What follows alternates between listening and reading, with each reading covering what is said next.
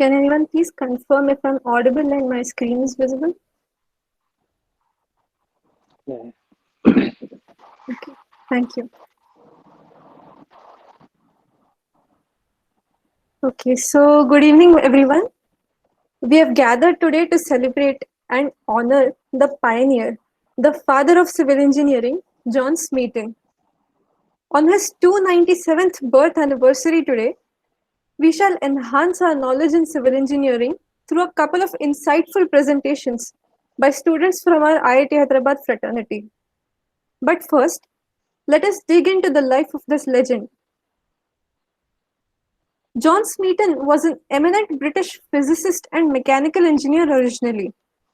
He then coined the term civil engineer and thus became the first ever self proclaimed civil engineer. He founded the world's first Society of Civil Engineers in the year 1771, which was later renamed as Smeatonian Society of Civil Engineers post his death. It is interesting to know that the society is still active even today, more than 200 years after his death. Apart from this, Smeaton had the privilege of being a fellow of the Royal Society. Now let's have a look at his notable works. He pioneered in the use of hydraulic lime in concrete, using pebbles and brick powder as aggregate, thus reviving the use of concrete as modern building material. Smeaton's most notable contribution is in the field of millworks. He conducted series of experiments on model water wheels, studied for the relationship between pressure and velocity for objects in moving air, and this eventually led to the formulation of Smeaton coefficient, and this research was also useful to Wright brothers in the future. He designed nearly 60 watermills, windmills, and horse-driven mills in his career, and steam engines and pumping engines as well. He designed new canal navigations, built road bridges, consulted on drainage systems, and designed 6 river dams. Such was his versatility. That being said, he is best remembered for his radical redesign of the Eddystone Lighthouse, which is known as Smeaton's Tower today. This unique structure has a base of stones dovetailed together, and it undoubtedly saved many lives in that time. Smeaton, however, did not patent this unique design, which inspired generations of engineers around the world. This is because he believed in selflessly giving back to the society rather than being tempted by fame and credit. Truly, the life of such a precocious person inspires us to be better. So, on this note, let us start today's session.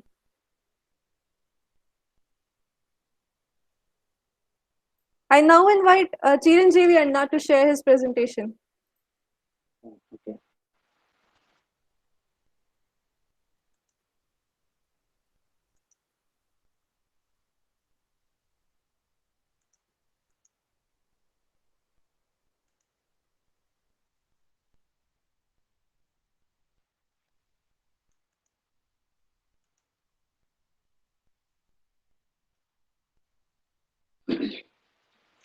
So am I audible, Vedashree? Yeah. Okay. So good evening, Manda. So I thanks the presentation of the month session on Civil Engineering Society of ITH. So today I am here to present about the alkali activated slag and the influence of activating solution on the activated slag.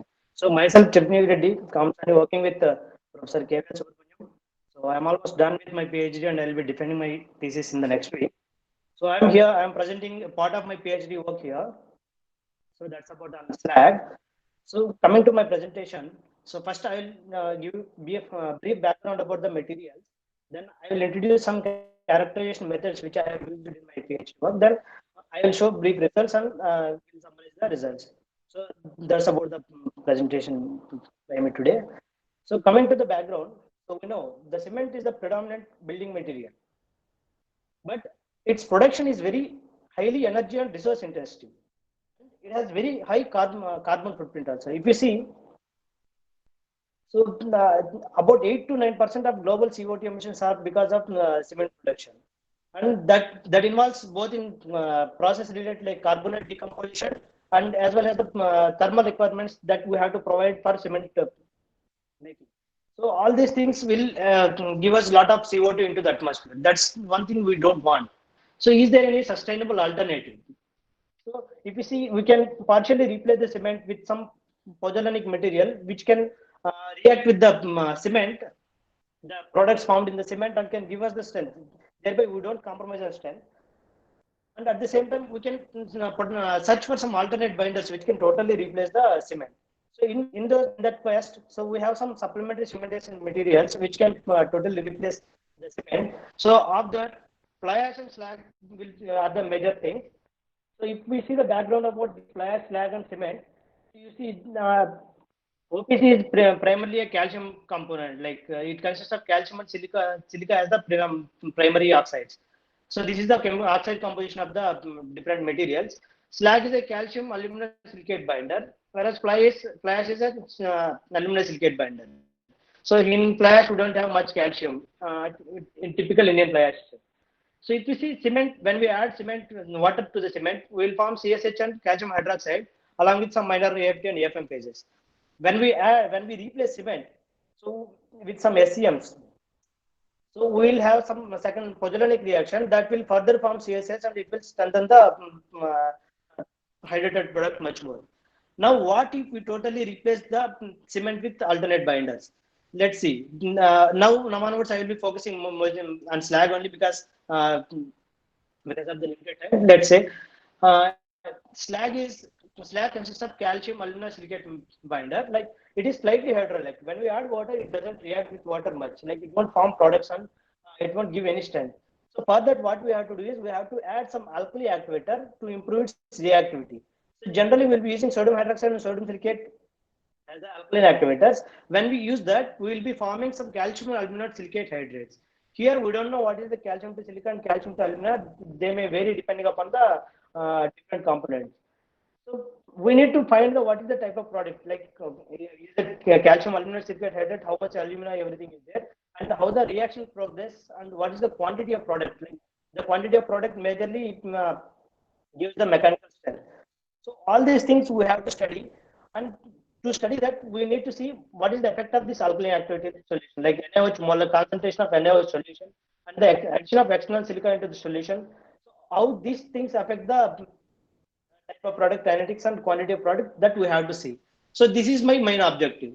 For that, what I will do now is like I will introduce some characterization tools. So by which I will be calculating these things. So coming to the characterization tools, the first one I will be introducing is X-ray fluorescence.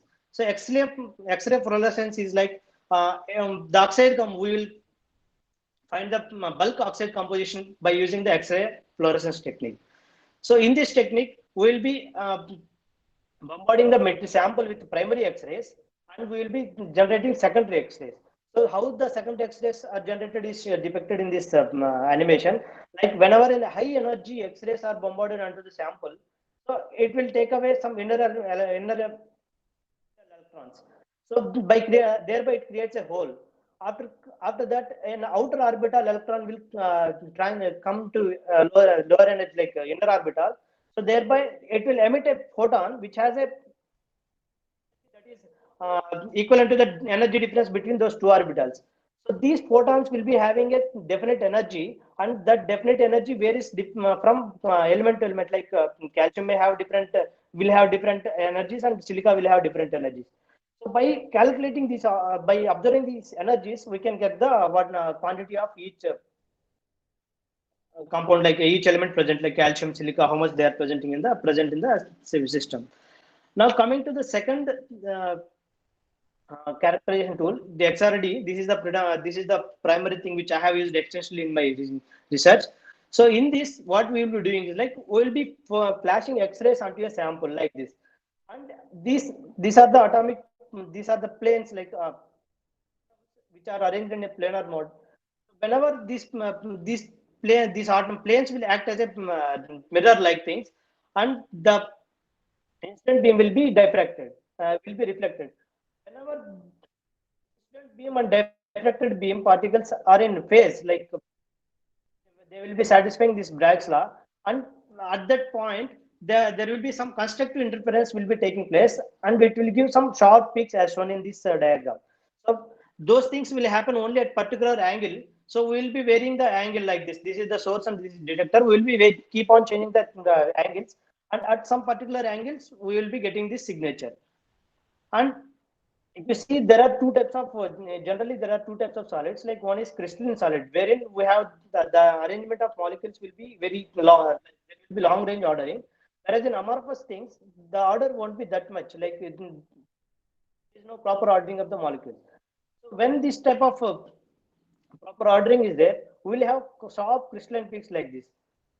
Crystalline peaks will be like if you take the set of crystalline peaks, that gives the signature of that crystalline material. Like silicon dioxide, crystalline silicon dioxide will have this signature. If you take crystalline aluminum oxide, that will have different signature. So we can get to know what is the phase present by observing the signature. When we see this amorphous material, because there is no long range ordering, it will produce a diffuse peak. Like there will be a broad peak.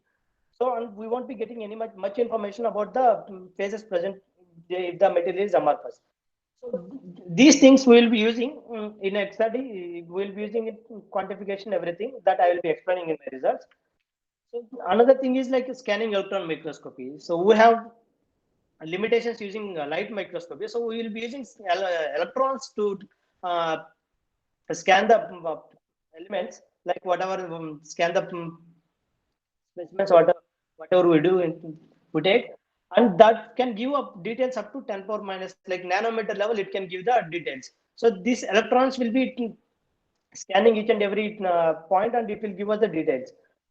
And these electrons can also be used as the in X-ray fluorescence, we have used X-rays to remove the inner orbital electrons. Here, electron can eject the inner orbital electron, and the same principle here we can get the oxide composition also. Like we can get the elemental composition also here.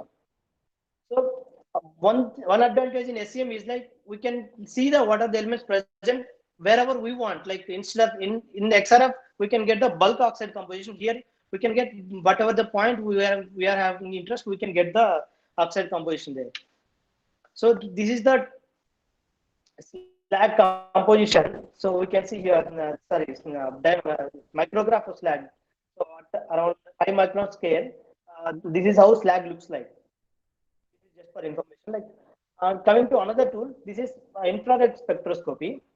So infrared spectroscopy depends upon the molecular vibrations. Let's say if there is a CO2, it has definite molecular vibrations, and these my vibrations can be induced by whenever we supply it electromagnetic radiation in the infrared region. So when this infrared region matches to the vibration frequency of bond, then it will absorb that frequency, and we will be missing that spectra. So we will be missing that wavelength. So by observing the missing wavelength, so we can get the absorption spectra. We can get the what are the bonds present in that, like silica bond or calcium oxide bond, like that. So these are the different vibrations, and which will give us the insights about the types of bonds present in the system.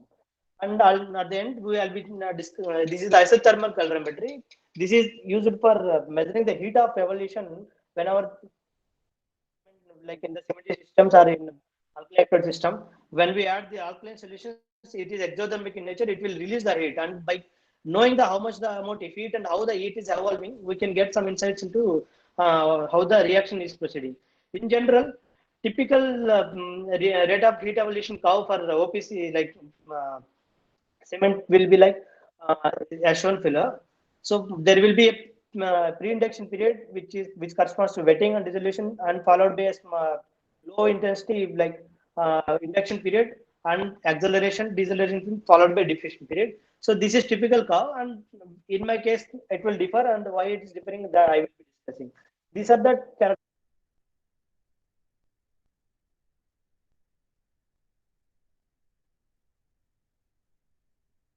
NaOH concentration.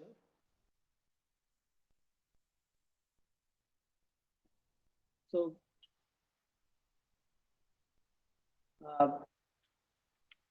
so this is the strength results.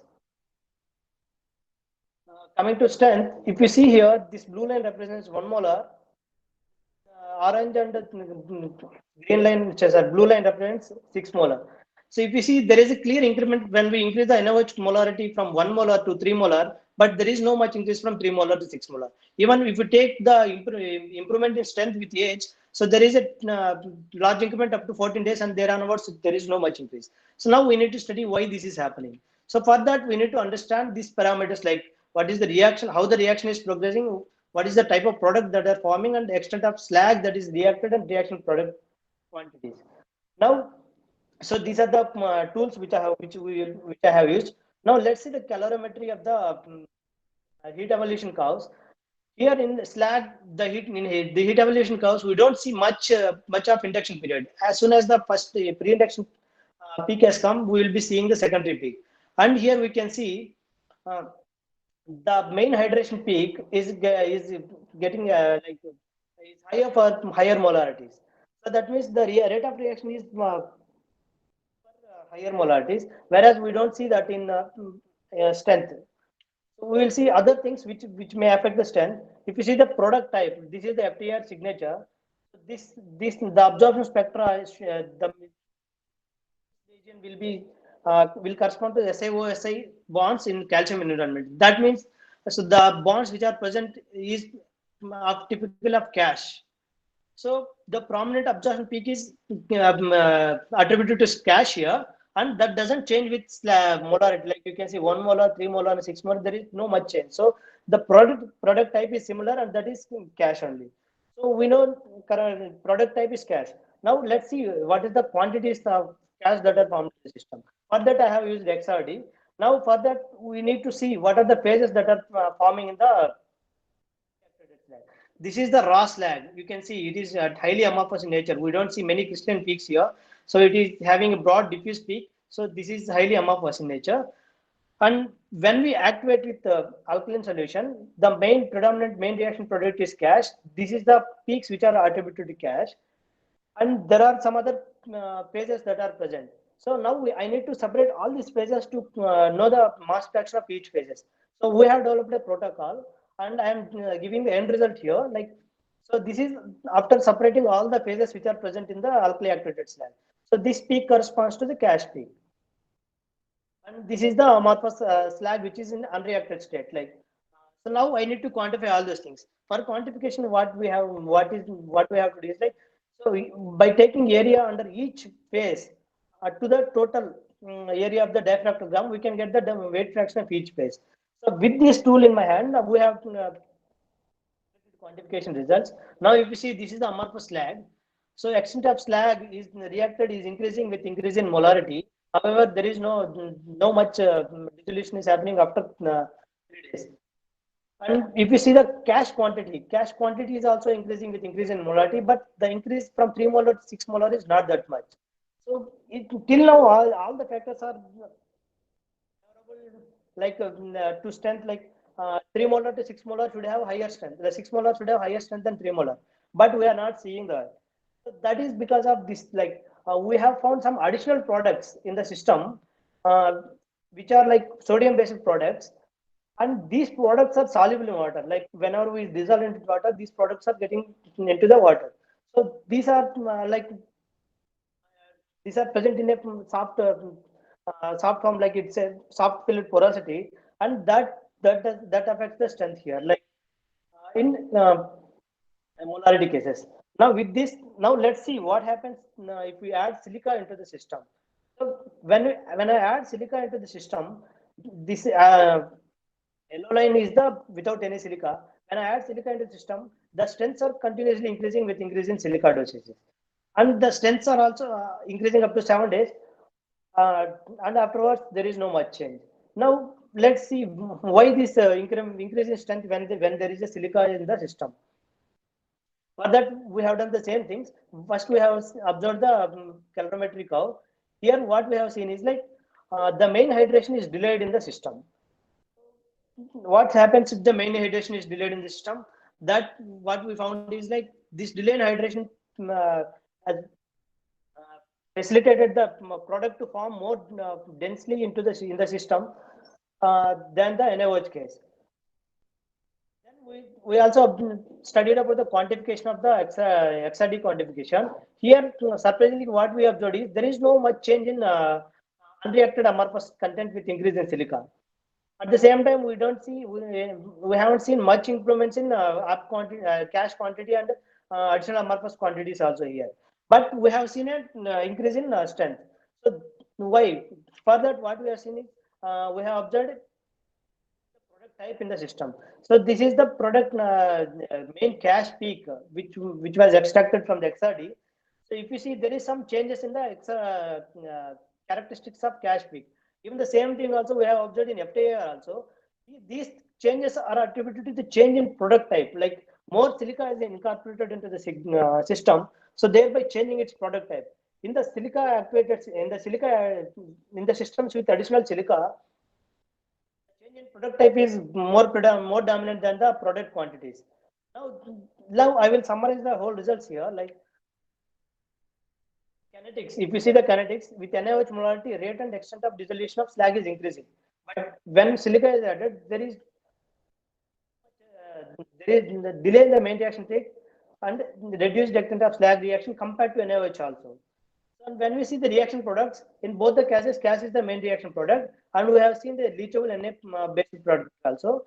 In additional silica, with added silica, we have seen a decrease in crystallinity as well as an increase in incorporation of silica. That means the product type is changing. And here in reaction product, if you see, it increases with increase in molarity, but that doesn't scale when from 3 molar to 6 molar. And here in this case, there is no much changes in the reaction product content. So strength, if you see, increase it till 3 molar, but didn't improve afterwards. But here in silica cases, the strength increased with increase in silica. So to conclude, what is the factor affecting strength? Here in these NaOH molarity cases, the reaction product quantity is the one which contributes to strength. Whereas when we add silica at constant molarity, we don't see any in reaction product content, whereas increase in silica cases. So this is the brief results that I have obtained from Alkali lab. There is my presentation. Thank you.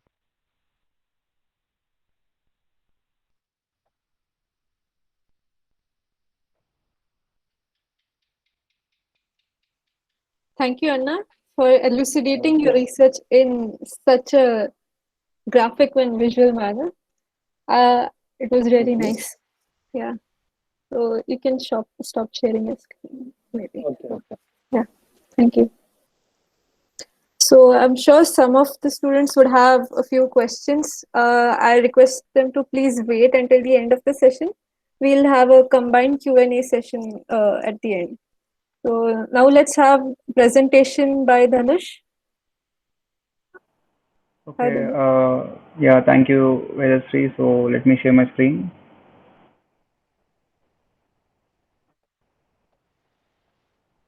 Okay, I hope my screen is visible. Yeah. Yeah, okay, and I'm audible, right? Yeah, it's clear. Okay. Thank you, CES again. I mean, from organizing to now being part of CES, I really find my journey interesting, and I really am privileged to give my final presentation maybe at IITH. So yeah, let's get started with the presentation. So coming to my title, so it is modeling of temperature rise in cement hydration using 5 different techniques. So we'll focus on cement hydration first. So what is cement hydration? The process of the mechanism of cement, the addition of water to cement. And why do we add water to cement? Because cement by itself is not a binder. Like many people might get confused with this. Only when water is mixed with the cement, the cementitious products that are formed, which are mostly calcium silicate hydrates. These compounds impart the adhesive properties to the cement. So that is the reason we add water to the cement. And as Ranjivana mentioned, cement manufacturing is a really energy intensive process. So the products that are formed by cement manufacturing are very unstable. So when you add water to this, they tend to form stable products, and due to this, they release heat, and this heat can be captured in terms of isothermal heat release. So we use isothermal calorimetry, and this is a typical isothermal heat release graph. So on the y-axis is the rate of heat release, on the x-axis is the time, and this is again clearly mentioned in the previous presentation. And so yeah, so this internal heat generally leads to temperature rise in a structure, and this internal heat generation can sometimes be good thing, sometimes be a hindrance. So we'll look why this is a hindrance. This is mostly hindrance because of the thermal cracks that happen in the structures. And yeah, let's get into this more. So literature review, we've used a kinetic model proposed by Wang, and we've used 2D experimental resources proposed by Kim. So the significance, it's nothing but we wanted to predict the temperature patterns in mass concrete structures. And for this, we used the hydration-based kinetic model, and also we employed the finite difference techniques. So we did this research in two parts. So first part was to validate the use of kinetic hydration model. And then second part was to propose an approach in arriving at the kinetic constants for a given type of cement. And why does this research matter? That might be the first question for you. So ACI, that is the American Concrete Institute, prescribes specific standards for the mass concrete structures. So they say that the maximum temperature in the concrete after placement should not exceed 70 degrees Celsius. So this is one. And the second point is that the maximum temperature difference between the center and surface of placement. So this can be treated as a temperature differential between the center and the top surface shall not exceed 19 degrees Celsius. So why is this there? Because if it exceeds this temperature, it was seen that it leads to thermal cracking more often. So for the safety, we make sure that this temperature, the maximum temperature and the temperature difference should not exceed so and so values. So yeah, our temperature to see if the structures are compliant with these rules or not. So yeah, this is a basic heat equation. So the first term is the heat capacity of hydrating concrete. The second term, this is the divergence K delta T, that is the thermal conductivity, and then the internal heat generation component. So let's get into validation.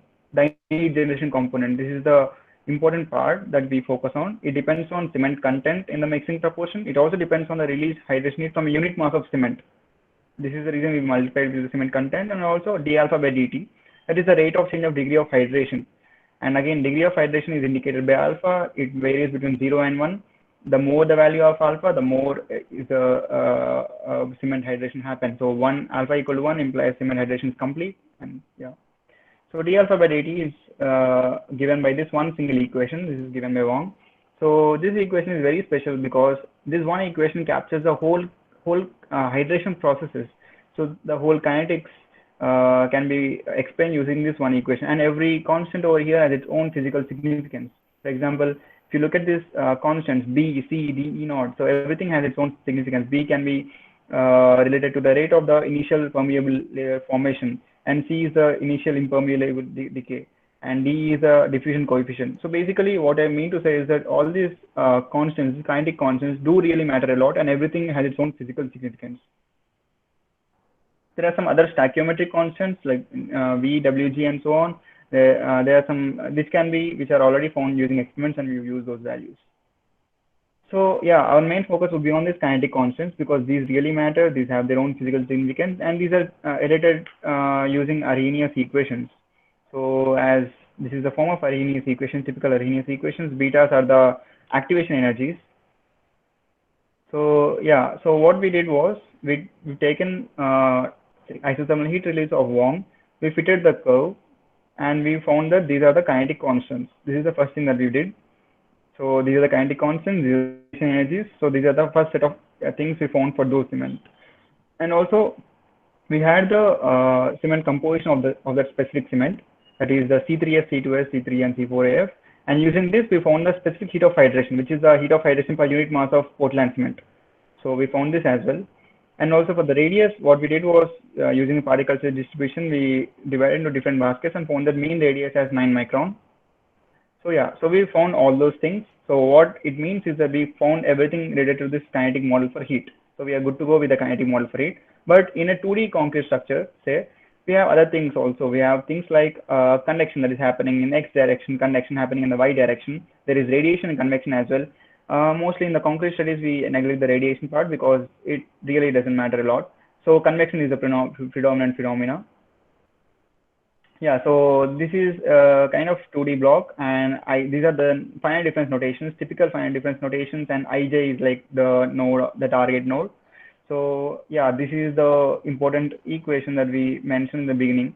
So specific heat component, this is the conductivity term, this is the heat generation term. So this can be overwhelming, but it is pretty simple. We're just taking a single node, and what we are doing is writing the equations for the specific node.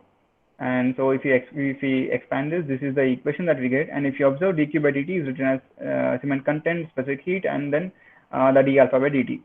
So once we transpose all these terms on the left hand side, I'm sorry, all the terms on the left hand side, this is the final equation that we get. And the final equation, if you look at this is the temperature of ij node n+1. This is the next time step, n+1 time step.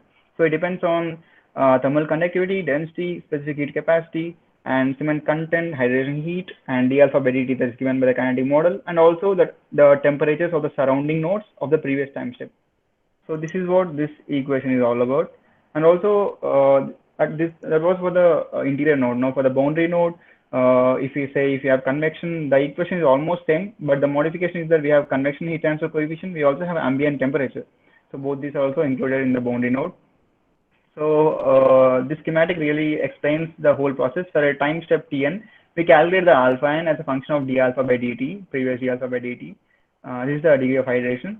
And using that degree of hydration, we calculate the temperature using the equation that for the interior node and boundary node specifically. And using those temperatures, we already showed that these kinetic constants are the Arrhenius equations, temperature based.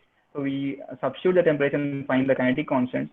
And we substitute the kinetic constants and find the d alpha by dt, which is again equivalent to dq by dt, and it goes on to the next step. And yeah, in terms of words, it's more like inputting the material parameters, discretizing the space and time, initializing the kinetic parameters, allocating the memory, and calculating temperature rates. This is all it is. So inputs are again taken from Kim's research. So this is the 2D temperature block they used. So there was a sensor at 7.5 by at the center of the 7.5 by 4 by 1.5 meter block. So what we did was we had cut the plane, and this is how the plane looks like. So if you extrude it outside, so it is 4 meter by 1.5 meter block, 2D block, and delta x and delta y are taken as 100 centimeter. So yeah, before we do with the experimental studies, we also wanted to check if the boundary conditions are all are all satisfied. So what we did was we first used the insulated boundary conditions on 4 sides. So and we found that the peak temperature rise was 320 Kelvin. The initial temperature was around 290 Kelvin. So this is like 30 Kelvin temperature rise. So and it is uniform all throughout. So this is what we've expected. And then what we did was we fixed the temperatures on the 4 sides of the concrete block.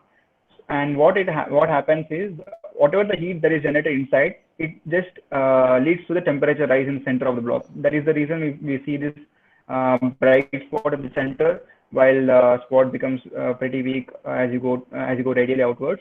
And the peak temperature was again around 290 Kelvin. So that means 10 Kelvin was a temperature rise. So, and after we found that the model works pretty well, the algorithm works pretty well, we use the experimental boundary conditions. That is, the bottom insulated sides are fixed, that is isothermal temperature, and top was convective. So heat exchange happens between ambient temperature and the top surface of the concrete block. So yeah, this is the experimental case, the peak temperature profile that was observed during experimental phase. Yeah, the peak temperature was around 301 Kelvin, so it's like 12 Kelvin temperature rise. And as you can see, the curing temperature of concrete was 289.5. So the ambient temperature was 300 Kelvin. That means the ambient air was more hot. That is the reason there is a lot of heat exchange that is happening at the top. That is the reason the peak temperature is observed at the top. And it is around 301 Kelvin. Also, to improve our efficiency, what we did was we fitted the ambient temperature curve using MATLAB curve fitting toolbox in the form of sum of sine method with an R-square of 0.93, and then we incorporated that into our calculations. So this is what we found. On the x-axis is the time, on the y-axis is the temperature. So this is the time variation of the temperature, and each graph refers to the specific location of the concrete block. For example, the dark purple refers to the top temperature variation of the concrete block. As you can see, it almost more or less varies in accordance with the ambient temperature. Because it is exposed to the ambient temperature, it follows this kind of curve.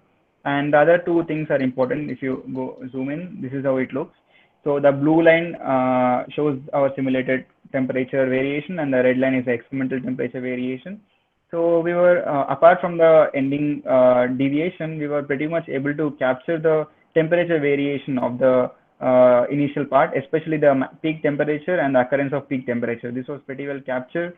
So that means the kinetic model we used and the finite difference algorithm we used was able to capture most part of the temperature variation, and we were good to go with this after we validated this result. Now the next part comes as experimentation. So as you all looked at the XRD and XRF in the last PPT, so we use those methods to find the cement composition. So this is the composition found for the OPC 53 grade cement in our lab. And then to do the curve fitting between the isothermal heat release graph, we've used this powerful Levenberg-Marquardt algorithm. This is nothing but LM algorithm. So this is the most famous nonlinear least squares curve fitting algorithm. And yeah, so these are the curves we found for 27 Celsius, 35 Celsius, 42 Celsius. So the experiment is nothing but the isothermal heat release that we got at the lab, and method is done using the LM algorithm. And using this, so we had three graphs. So we had three sets of kinetic constants for three sets of temperatures. So we did the linear regression and found out that the kinetic constants are these for the given OPC 53 grade cement. So these are the activation energies, these are the kinetic constants. And also we've taken three concrete blocks made with certain mixed proportions, and we found that we measured the thermal conductivity and specific heat capacity at different dates. So, and we found that with temperature, it's almost same. I mean, thermal conductivity is more or less around 2 watt per meter Kelvin, and specific heat capacity is more or less around 1.2, 1.3 megajoule per meter cube Kelvin. So what we did so far was, for the OPC 53 grade cement, we found the kinetic constants by curve fitting the experimental isothermal heat release. We also found thermal conductivity and specific heat capacity of the concrete block. So once we say some client gives us the block dimensions, we can predict the temperature rise using again this equation and using the finite difference algorithm. So this is what we've done. And so in conclusion again, firstly we calibrated the kinetic model, and secondly we predict the temperature rise using our own finite difference techniques and other things as well. And also we found that the approach that the finite difference modeling we used was effective, and also we proposed an approach to arrive at the kinetic constants. And this matters because say if the temperature predicted is more than what ACI prescribes, what we can do is we can do the cooling, pipe cooling and other types of cooling systems to cool the temperature rise due to hydration heat. So these are some things that we can do to reduce the thermal cracks or to prevent the thermal cracks from happening. And the future research can be to incorporate fly ash in this concrete and look at the kinetic model or modify the kinetic model. Also, we could include the formwork, effect of the formwork on this temperature rise. And yeah, big acknowledgement to my lab mates for helping me out with the experimentation. Yeah, that's it from my side. Thank you.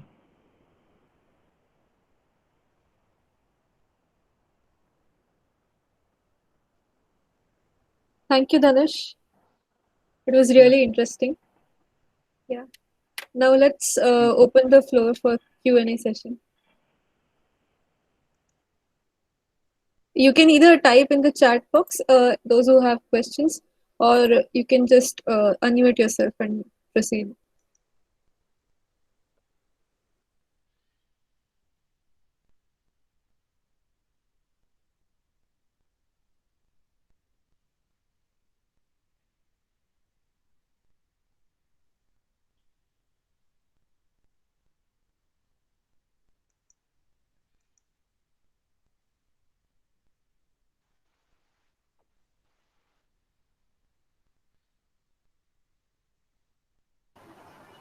Hello, Dhanush.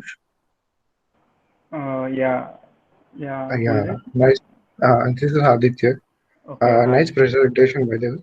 And I have one question, simple question that suppose this is OPC cement, and instead of that we use Type C or Type F fly ash to replace the composite material to reduce the heat of hydration because fly ash Yeah. reduce the heat of hydration quite a lot.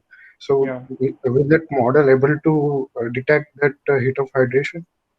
Yeah, it's a good question actually, and that is why I mentioned that this model needs to be modified because see, when you add fly ash or say other supplementary cementation material, the important thing that will be happening is the consumption of the calcium hydroxide.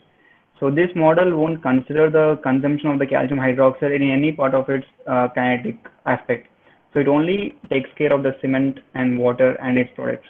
So with fly ash, we need to add few more equations into so that it can account for the consumption of calcium hydroxide. Only then will it be able to really be useful to predict the heat release or temperature rise. So yeah, I guess that can be a good work to go with. Okay, thank you. Thank you. Thank you for the question.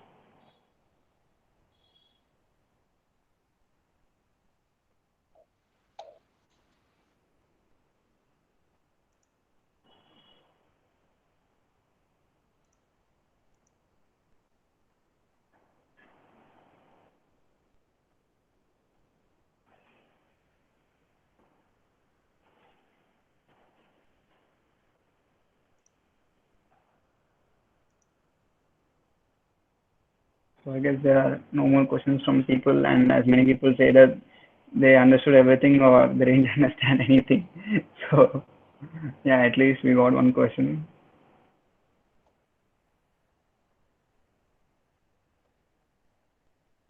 Does Indian code has any provisions about the construction of large concrete blocks? Okay. No, I don't. I mean, I'm not particularly aware of Indian codes having provisions about large concrete blocks, because it's not just about large concrete blocks because we have some other aspects as well. Say recently we had this Sardar Vallabhai statue, which was a mass concrete structure, but it was not like a 2D structure or a 3D structure. It was completely a different kind of structure. So what people generally do when they don't have these codal provisions is they immediately they develop their own methods to work on the temperature predictions of these structures, and they also make sure that they want to be on the conservative side, so they anyway go for the pipe cooling system. So they don't know sometimes about the amount of heat that is generated or amount of temperature rise that is happening. They straight away go for the pipe cooling system, and in a way they try to reduce the damage or try to prevent the cracks. But I'm not much aware, but I know, I guess it is really mentioned.